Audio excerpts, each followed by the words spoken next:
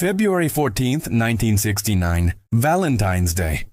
While America exchanges cards and chocolates, 8 musicians gather inside RCA Studios in New York City. The session is produced by the legendary Bob Thiele and engineered by Bob Simpson. Pharoah Sanders, born Pharrell Lee Sanders in Little Rock, Arkansas, stands at the center, his tenor saxophone already in hand. Just 2 years earlier, his mentor John Coltrane died, leaving a void in jazz that seemed impossible to fill. What happens next will take 32 minutes and 46 seconds to unfold. No one in that studio knows they're about to create what critics would later call the spiritual jazz movement's greatest achievement. Despite its epic length, the creator has a master plan will achieve mainstream FM radio airplay, the closest the avant-garde movement would ever come to a hit. Not only Archie Shepp and Rashid Ali, but Carlos Santana and Marlon Brando will be seen at Sanders' shows. This is the story of Karma, an album recorded in just 2 days that would define a generation's search for meaning, influence everyone from Marvin Gaye to Flying Lotus, and prove that the most revolutionary music often comes from the most broken hearts. Welcome to the Sound Vault. Every album has a story. This is Pharoah Sanders's. By 1963, Sanders was playing with musicians like Billy Higgins and Don Cherry, and had caught the attention of Eric Dolphy and John Coltrane. Shortly after arriving in New York from Oakland around Thanksgiving in 1962, Sanders found a gig at a Greenwich Village coffee house called the Speakeasy. The playing that took place there for much of 1963 would prove important. His colleagues included alto saxophonist Clarence C. Sharp, pianist John Hicks, drummer Billy Higgins, and trumpeters Don Cherry and Clifford Thornton. Those early days in New York were rough. Sanders sometimes slept on the subway, practicing his instrument in parks during the day, hustling for gigs at night. But his sound, raw, spiritual, overwhelming, was unlike anything anyone had heard before. In late 1964, Coltrane asked Sanders to sit in with his band. By the next year, Sanders was playing regularly with the Coltrane Group, although he was never made an official member of the band. Sanders first recorded with Coltrane on Ascension in June 1965, then on their dual tenor album Meditations in November 1965. After this, Sanders joined Coltrane's final quintet, usually playing long dissonant solos. Coltrane's later style was influenced by Sanders. Albert Ayler said, "Train was the father, Pharoah was the son, I am the Holy Ghost." Then, on July 17, 1967, John Coltrane died of liver cancer at age 40. Thrust out on his own by Coltrane's death, Sanders took his already singular style and shaped a new sonic landscape. In a 2000 interview, Sanders explained the change. "Working with John, we were playing free. Freeform was really popular in New York and in Europe too. I wanted to do some of the things that I'd been wanting to do with life. So when Impulse approached me, I decided I wanted to do a particular kind of album. That particular kind of album would be Karma." The social and political upheavals of the 1960s have been cited as a major factor in the emergence of a new stylistic trend in jazz. By 1969, America was burning. Martin Luther King Jr. had been assassinated the previous April. Robert Kennedy fell 2 months later. Cities erupted in riots. Vietnam consumed the nation's youth.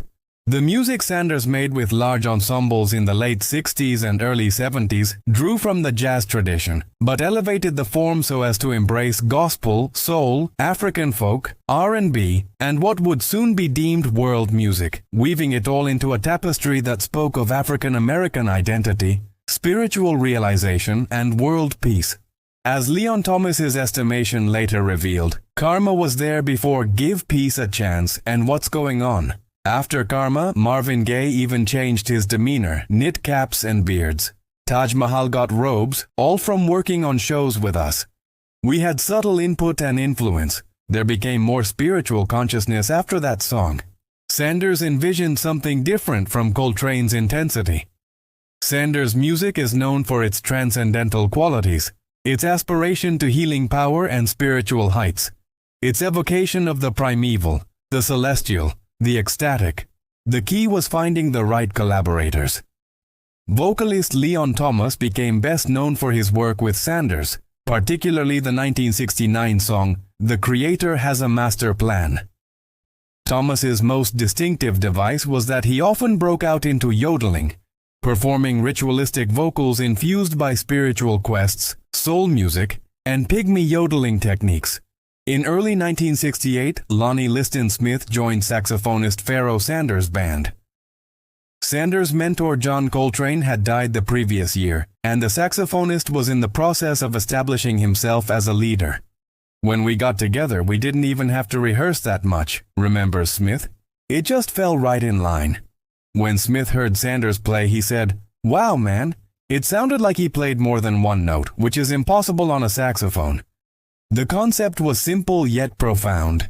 Create a musical prayer. "The Creator Has a Master Plan" was in part an homage to the recently deceased John Coltrane. Coltrane's own extended suite, "A Love Supreme," is quoted during the track. Sanders wanted to create something that could heal.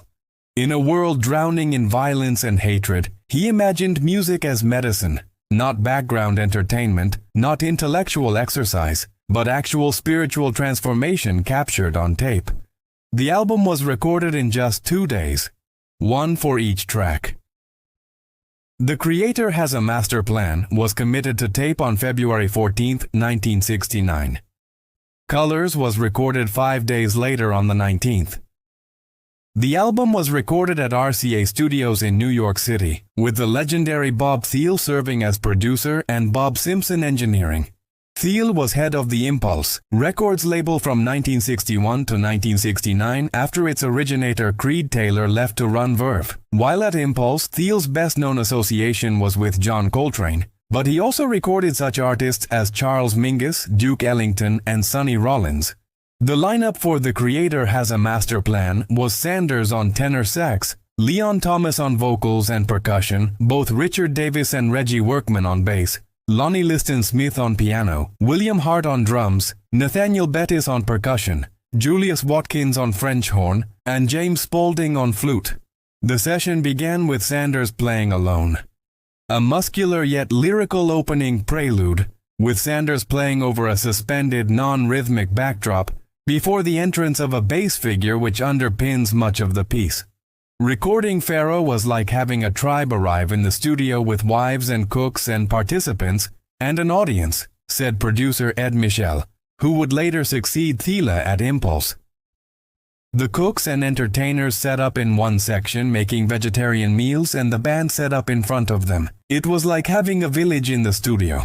The unusual textures give an impression of the exotic, with the employment of a French horn and flute, adding an almost orchestral tinge not often found in jazz, as well as Leon Thomas's characteristic yodeling and a variety of percussion instruments.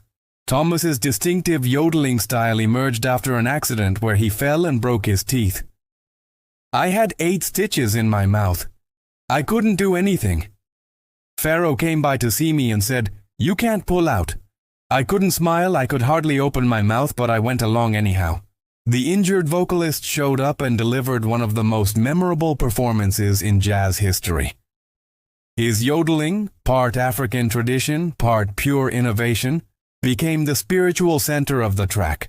While later recorded versions of the tune became shorter and more lyrical, this original contains extended free instrumental sections, particularly the third section, where the saxophonist demonstrates some of the techniques which build his distinctive sound, including a split reed technique, overblowing, and multiphonics, which give a screeching sound. The chant was simple but powerful. "The Creator has a master plan, peace and happiness for every man." In a world torn apart by violence and war, these words became a mantra. Sanders pushed his saxophone to make sounds that seemed impossible. He screamed through it. He whispered through it. He made it sound like wind, like waves, like the voice of God itself. The musicians played for 32 minutes straight. No edits, no overdubs, just pure collective improvisation guided by Sanders' vision. 5 days later, they returned to record Colors. Ron Carter and Freddie Waits substituted as the rhythm section on Colors. Colors recalled Coltrane pieces such as Dear Lord and After the Rain, Floating and Ethereal. Where The Creator Has a Master Plan was a journey, Colors was a meditation. Gentler, more introspective, but no less profound. By 1969, the music industry was changing rapidly. Rock-driven popular music began to dominate through the 1960s, and it gradually became clear that creative roles in producing albums were no longer needed the way they once were. Bob Thiele established a rapport with Coltrane and allowed him studio time whenever he asked for it. Thiele admitted, "I think my contribution with Train was to let him record whenever he wanted, even when the corporate power structure was opposed to it. I was always brought on the carpet because they couldn't understand why I was spending the money to record Coltrane." That same freedom extended to Sanders, but it came at a cost. Thiele confessed, "The budget at Impulse was certainly way above the norm for any company making jazz records, but I was always over budget with Coltrane. The corporate pressures were mounting." By the early 1970s, ABC restructured its recording division. Pop rock acts dominated the company's output, with Impulse releases accounting for only 5% of total sales. Thiele severed his ties with Impulse in 1969, setting up a short-lived deal to provide independently produced recordings, before leaving the label entirely to establish his own imprint, Flying Dutchman Records. For Sanders personally, the challenge was different. In interviews, there's a constant sense of insecurity and a lack of confidence despite the plaudits and praise. Tuba player Howard Johnson wrote in liner notes, "Pharrell was not as impressed with himself as many others were with him. He thought that he was just a poor imitation of John Coltrane." This self-doubt haunted Sanders. He was stepping out of the shadow of perhaps the greatest jazz musician of all time. How could he possibly measure up? Yet Sanders pushed forward, driven by something beyond ego. In a 2016 interview, he said, "Whatever comes through me, I'm trying to express and free myself and let it out whatever it is." The struggle wasn't about proving himself to critics or fans. It was about staying true to the spiritual vision, even when the industry didn't understand it, even when his own confidence wavered. Karma was released in May 1969 on the Impulse label with catalog number Oz 9181. The album cover, designed by Joe Lebo, depicted Sanders deep in meditation with arms outstretched. The album title and his name swirled above him in deep red and purple lettering. It was released in a laminated gatefold jacket. What happened next defied all expectations for avant-garde jazz. Despite its length, The Creator Has a Master Plan achieved mainstream FM radio airplay. Surely the closest the avant-garde movement came to a hit, apart from the cult classic A Love Supreme. Producer Thiele explained the unexpected success. "We found out while we were really at the height of making all those records that it was basically at the college level. College people were really into it before anyone else was." College radio stations began playing the entire 32-minute track. Students would gather in dorm rooms, incense burning, lights low, and lose themselves in Sanders' spiritual journey. The album became the soundtrack to meditation sessions, consciousness-raising groups, and late-night philosophical discussions. On the whole, this was quite laid-back and accessible for a free jazz record compared to Coltrane's 1966 album Ascension, with its mantra-like chant, melody, accessible loping groove, and optimistic, spiritually themed lyrics. Critics were divided, as they always are with revolutionary art. Traditional jazz critics didn't know what to make of the yodeling and extended improvisations. Rock critics heard something new and exciting. But the audience? That was what mattered. Shabaka Hutchings later said in a 2019 interview. Pharoah had that vision of what being rooted to such a powerful sound can be. And that powerful sound is something that liberates the function of being a musician from simply being a musician into being a healer. People didn't just listen to Karma. They experienced it. They were transformed by it. Karma is a pioneering work of the spiritual jazz style. It has become Sanders' most popular and critically acclaimed album, with Pitchfork ranking it number 53 on its list of the greatest albums of the 1960s. The album's influence rippled across genres and generations. Leon Thomas claimed, "Karma was there before Give Peace a Chance and What's Going On." After Karma, Marvin Gaye even changed his demeanor, knit caps and beards. Taj Mahal got robes, all from working on shows with us. Strains of astral explorations and Sanders are definitely in the music and mission statements of key 1970s pop artists like Marvin Gaye, Earth, Wind and Fire, Stevie Wonder, Van Morrison, and Terry Callier. Sanders' music drew from the jazz tradition, but elevated the form to embrace gospel, soul, African folk, R&B and world music, weaving it all into a tapestry that spoke of African American identity, spiritual realization, and world peace. Many of the players that Sanders brought into his band would become stars in their own right. Lonnie Liston Smith, Leon Thomas, Norman Connors, Gary Bartz, Stanley Clarke, Idris Muhammad, James M. Toome, and more. Lonnie Liston Smith moved on to form Lonnie Liston Smith and the Cosmic Echoes in 1973, blending atmospheric fusion, soul, and funk. His 1975 album Expansions rose to number 89 in the Billboard 200. An unprecedented feat for a jazz musician. The popularity of Karma with acid jazz and hip-hop artists attests to its continuing popular status. The bass line from "The Creator Has a Master Plan" would be sampled and referenced by countless artists over the decades. In the 1990s, when acid jazz swept through London clubs, DJs discovered Sanders. The spiritual jazz movement found new life. Artists like Guru, A Tribe Called Quest, and later Flying Lotus and Kamasi Washington cited Sanders as a direct influence. The album proved that experimental music didn't have to be inaccessible, that spiritual music didn't have to be preachy, that jazz could be both intellectually challenging and emotionally overwhelming. Unlike many legendary albums, Karma avoided major controversies during its creation and release. There were no lawsuits, no bitter disputes over credits, no public feuds. But there was a quieter tension, one that affected the entire spiritual jazz movement.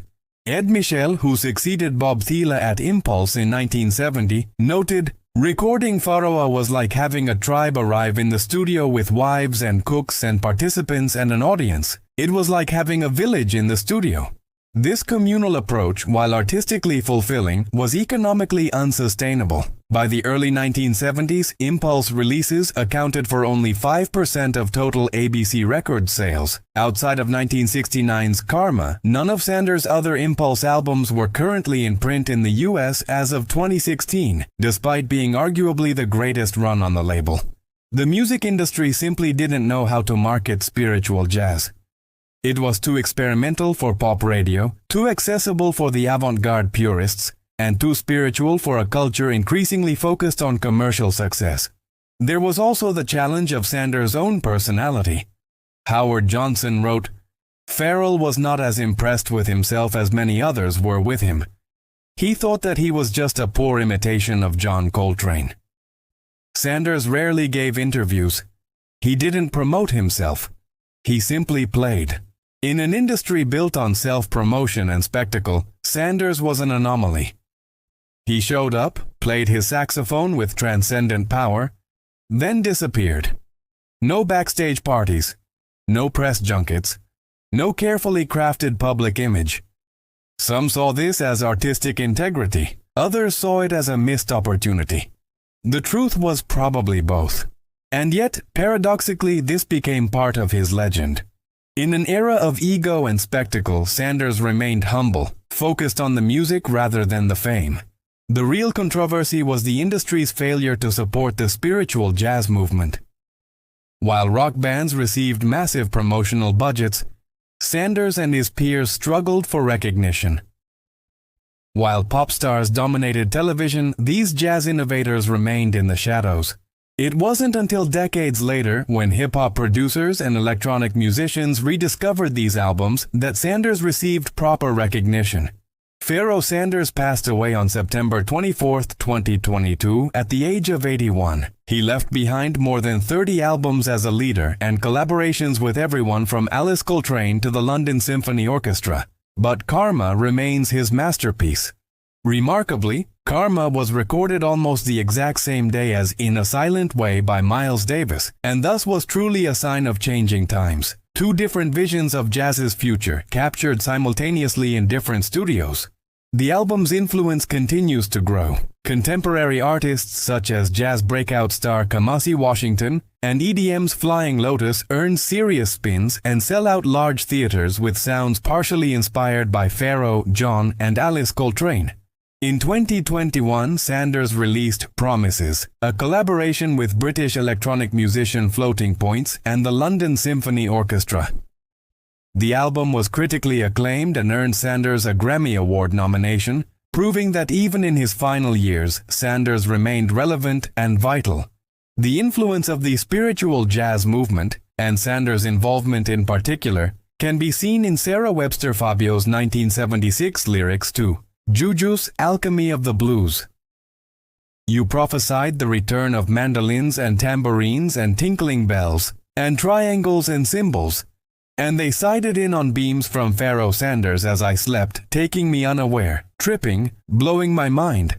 As Lonnie Liston Smith put it, we were trying to enlighten the world through music because music is a universal language. That universal language continues to speak. In yoga studios and meditation centers, The Creator Has a Master Plan still plays. In record stores, Karma remains one of the most sought-after jazz albums. On streaming platforms, new generations discover Sanders and fall under his spell. The album has been reissued multiple times, each time finding new audiences. The original pressing on impulse remains a holy grail for vinyl collectors, with pristine copies selling for hundreds of dollars. But the true legacy isn't measured in sales figures or critical acclaim. It's measured in the countless lives touched by Sanders' vision. The people who found peace in chaos, hope in despair, connection in isolation, all through 32 minutes of sound. On February 14, 1969, 8 musicians gathered in a New York studio and created something that transcended music. They created a healing force. In a year when America seemed to be tearing itself apart, when war raged overseas and cities burned at home, Karma offered something different. Not escape, not denial, but transcendence. The message was simple. The Creator has a master plan. Peace and happiness for every man. 32 minutes of saxophone screams and whispers, yodeling that channeled African traditions, a bass line that grooved like Motown and meditated like monks, percussion that sounded like rain and thunder and heartbeats. Fellow saxophonist Ornette Coleman once described Sanders as probably the best tenor player in the world. But Karma proved Sanders was something more than a great musician. He was, as Shabaka Hutchings said, a healer. The album didn't change the world. The war continued. The assassinations couldn't be undone. The pain remained. But for 32 minutes and 46 seconds, listeners could experience something beyond the chaos. They could touch, however briefly, a vision of peace. And more than 50 years later, Karma still offers that same gift. In times of anxiety and uncertainty, the album remains a sanctuary. A reminder that even in darkness, there is light. Even in noise, there is harmony. Even in suffering, there is hope. Sanders once said, "Whatever comes through me, I'm trying to express and free myself and let it out whatever it is." What came through him that February day in 1969 was something eternal. This has been the Sound Vault. Every album has a story, and some stories, like Karma, never end. They just keep healing.